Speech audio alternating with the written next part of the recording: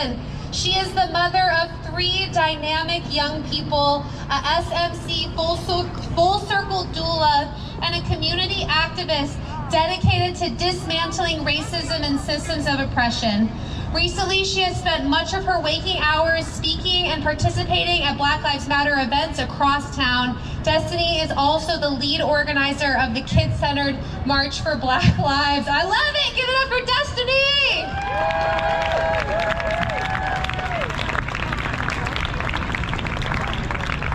Thank you. Well, I haven't checked in a little bit, but it's looking good, looking at what's happening with the vote, which is kind of sad. Did you feel that energy? I'm like, it's looking good, and it's like, oh. Well, we'll take it. We will, yes, we will. We will take it because leaders matter. And when we have power, our words matter. All of us have power when we speak. We all have power. The way we speak to our children is going to determine how they see themselves, right? Language has so much power. But when you are the leader of the free world, your words are actions. So when you tell the Proud Boys to stand by and stand back, that's an action.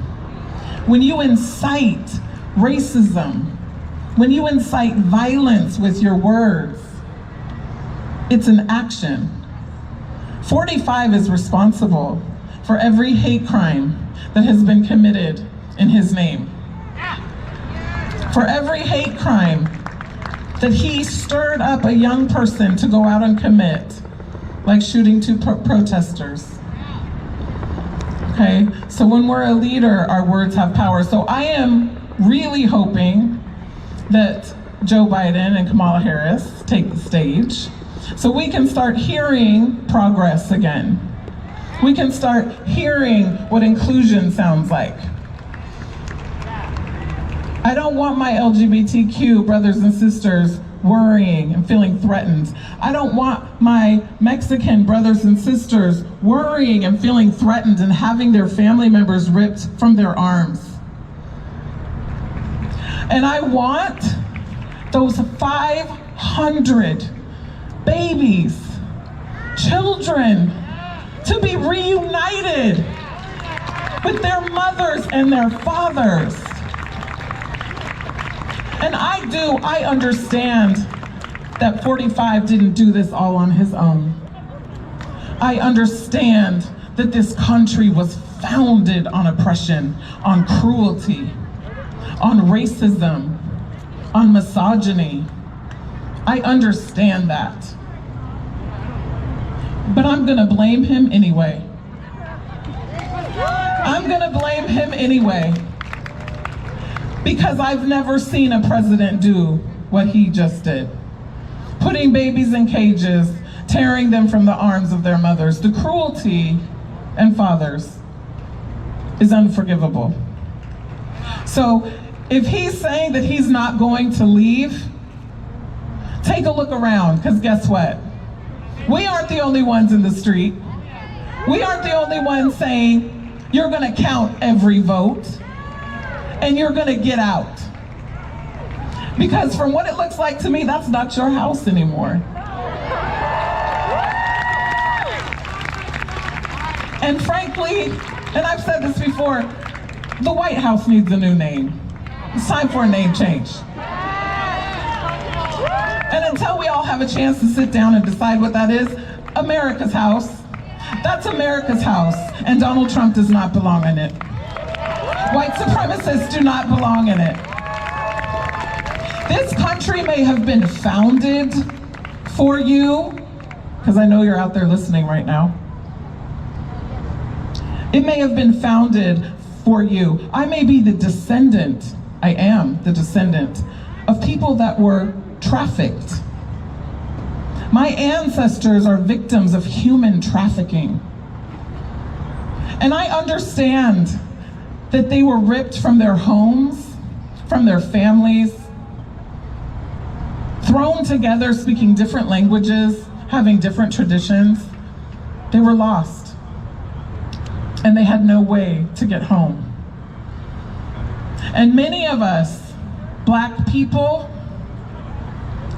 the reason we don't have, say, a treaty, not that this country has done a good job of keeping those, is because we are a nationless people. That's what I was told. Well, I want to say something, because I've done a lot of thinking about this. I was like, oh my God, if Donald Trump gets reelected, Canada does look good.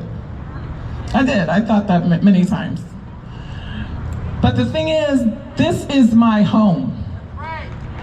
This is my home.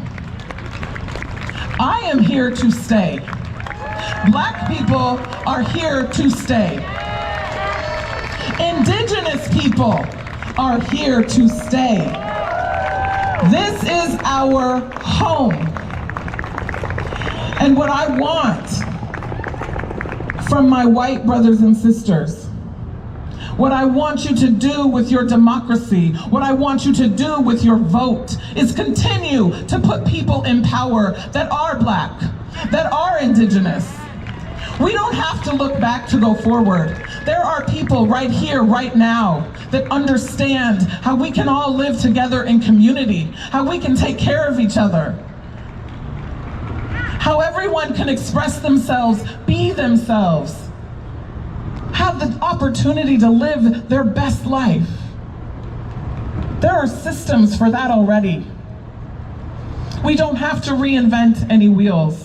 So what I want you to do with your democracy, what I want you to do with your vote, is pause.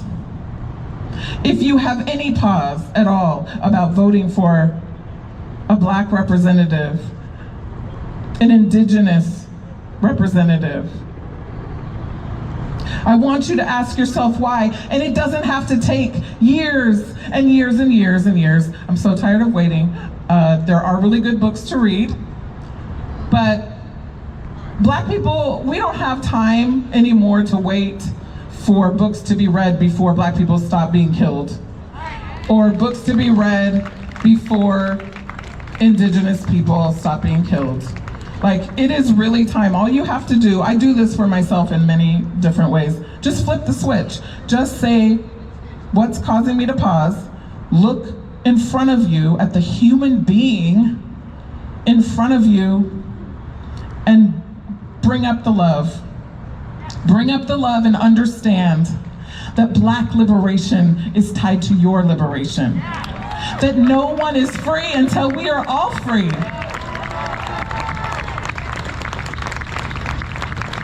And we can get there together with a whole lot of love and a whole lot of intention and a whole lot of willingness to be uncomfortable with our friends and our family, because we are tired of waiting. Joe Biden and Kamala Harris may not be the presidents that are gonna bring us reparations, but let me tell you something. That time has come. And Joe Biden and Kamala Harris, we are going to hold them accountable. And I am going to close, but what I want to say is, as far as that waiting goes, Black people, we are in so much pain.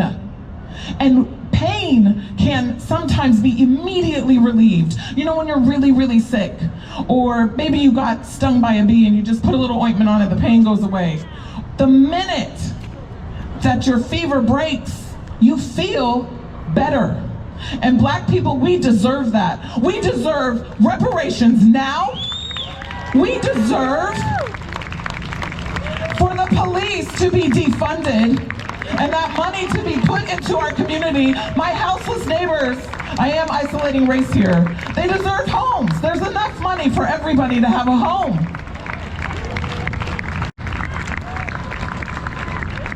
Another immediate thing that I want to see is every Black person that is in prison in this state. Now I am isolating being Black and being in, I'm going to even go further, in the city of Portland, Oregon, who's in prison on a drug charge.